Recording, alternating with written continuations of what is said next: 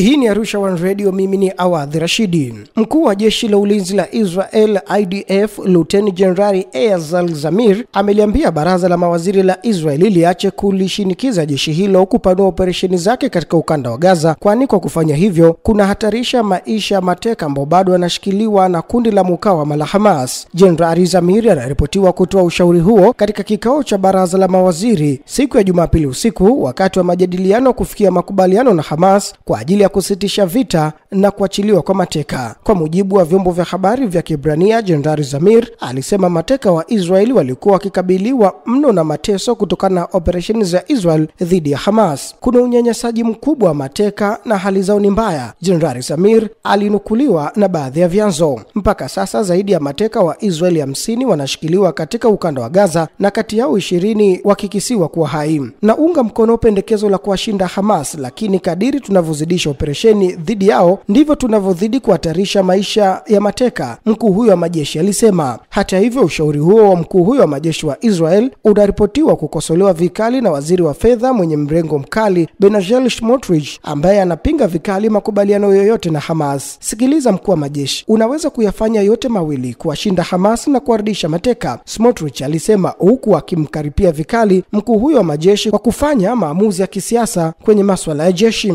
Siku ya Jumatatu, Smotrich alisema hakutakuwa na hatari kubwa kwa Israel kama pale itakapokubali kusitisha vita ili kuachiliwa mateka. Katika hotuba yake kwa bunge la Israel Knesset, waziri huyo mzayuni alimtaka waziri mkuu wa Israel Benjamin Netanyahu kuendeleza vita kwa haraka huko Gaza na kuondoa kabisa tishio la Israel katika miaka ijayo. Wakosoaji wa serikali ya waziri mkuu Netanyahu wameeleza vita vya jeshi la IDF huko Gaza kuwa vinavyozidisha tu vifo vya Palestina na wanajeshi wa Israel, huku wakisema suluhisho la kidiplomasia linaweza kumaliza vita vilivyopo kuliko kupoteza gharama kubwa za kijeshi. Wakizungumzia ushauri uliotolewa na mkuu wa majeshi ya Israel, ndugu wa mateka waliopo Gaza wamesema yeyote katika mawaziri anayedharau ushauri wa mkuu huyo wa majeshi anaongeza majeraha kwa mateka wanaoshikiliwa na wanamgambo wa Hamas. Kwa mujibu wa duru, kikao hicho cha baraza la mawaziri siku ya Jumapili kilimalizika bila jibu lolote la maana, sawa na kile cha jana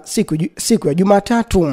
Vyombo vya habari vya Israel vinaripoti machaguzi matatu yanayowakabili mawaziri wa baraza la vita, ambayo ni: moja, kuiteka Gaza yote; pili, kufikia makubaliano ya kumaliza vita na kuachiliwa kwa mateka; tatu, kuendelea kuwashambulia Hamas na kuwahamishia raia wa Gaza upande wa kusini. Taarifa nyingine katika kikao hicho zinaeleza kuwa wakati fulani mawaziri walimsuta mkuu wa majeshi ya Israel kwa kuwadanganya huko nyuma kwamba endapo raia wa Gaza wangehamishiwa kaskazini, basi operesheni ya kuwadhibiti Hamas na kuokoa mateka ingemalizika kwa haraka, lakini hilo limeshindikana hadi sasa. Akijibu hoja hizo, mkuu wa majeshi ya Israel amesema usalama wa mateka ulifanya mpango huo kusuasua. Katika hatua nyingine, mkuu huyo wa majeshi aliwaambia mawaziri hao si sawa kuendelea kupigana bila kufikia maamuzi ya mwisho. Wiki iliyopita, mkuu huyo wa majeshi alisema jeshi la ulinzi la Israel lilikuwa karibu kufikia mstari uliowekwa na serikali ya Israel kwa Gaza, ambao utafanya jeshi la Israeli kudhibiti 75% ya eneo la Gaza. Kwa kutangaza jambo hilo, wachambuzi wa masuala ya vita wanadai kwamba mkuu huyo wa jeshi alikuwa akiashiria serikali ichague moja, ima ni jeshi kusonga mbele zaidi au jeshi la Israel lianzisha utawala wa kijeshi katika maeneo iliyoyashikilia. Kufikia sasa, waziri mkuu wa Israel Benjamin Netanyahu amekataa mpango wowote wa kumaliza vita huko Gaza, akishikilia kuwa lazima Israel iwaangamize kabisa Hamas, lakini hadi sasa vita hivyo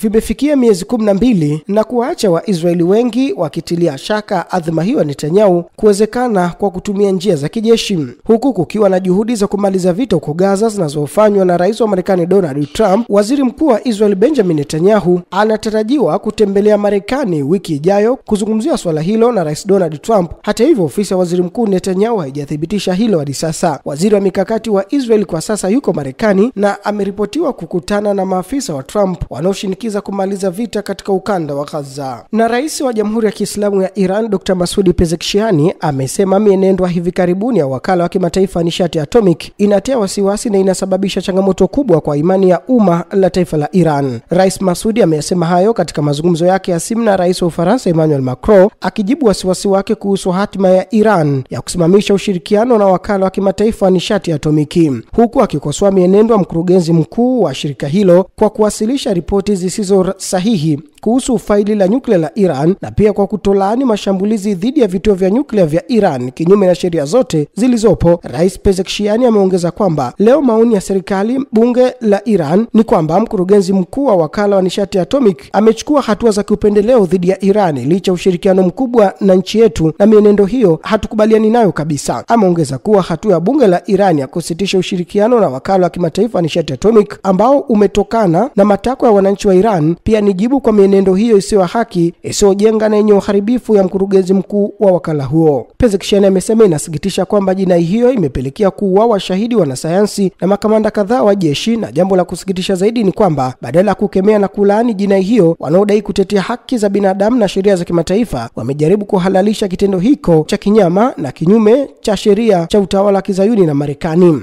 Rais huyo wa Irani amesema kwa sasa Irani ina swali moja zito tu, kwamba iwapo jamhuri hiyo itaendelea kushirikiana na wakala wa kimataifa wa nishati atomic, kuna hakikisho gani kwamba mitambo ya nyuklia nchi yake haitoshambuliwa tena? Katika mazungumzo hayo ya simu, rais wa Ufaransa Emmanuel Macron amesema kwamba Paris ilikuwa miongoni mwa nchi za kwanza za kulaani mashambulizi ya kijeshi ya Marekani na Israel dhidi ya Irani, na kwamba alitamka waziwazi swala hilo kwa waziri mkuu wa Israel. Na mshauri wa ngazi ya juu wa masuala ya kijeshi wa kiongozi mkuu wa Iran Ayatollah Ali Khamenei amezionya nchi za Israel na Marekani kwamba duru ijayo mashambulizi ya kulipiza kisasi ya Iran, endapo kutakuwa na uchokozi wowote, itakuwa ya nguvu zaidi kuliko wakati wa vita vya siku 12 vilivyoanzishwa na Israel. Meja Jenerali Yahya Savai, ambaye pia aliwahi kuwa kamanda mkuu wa jeshi la walinzi wa mapinduzi ya Kiislamu, amesema kuwa Iran itaanzisha duru mpya kulipiza kisasi iwapo pande vamizi zitafanya uchokozi mpya dhidi ya nchi hiyo, kipigo ambacho kitawashangaza wavamizi. Tunawajua na tunajua maslahi yao, kambi na wanajeshi wao katika eneo la magharibi mwa Asia. Amesema nguvu ya jeshi la Iran imeenea katika eneo zima la Asia, mkuu huyo wa majeshi amesema. Mwisho wa rubaza kimataifa kutoka Arusha One Radio, mimi ni Awadhi Rashidi.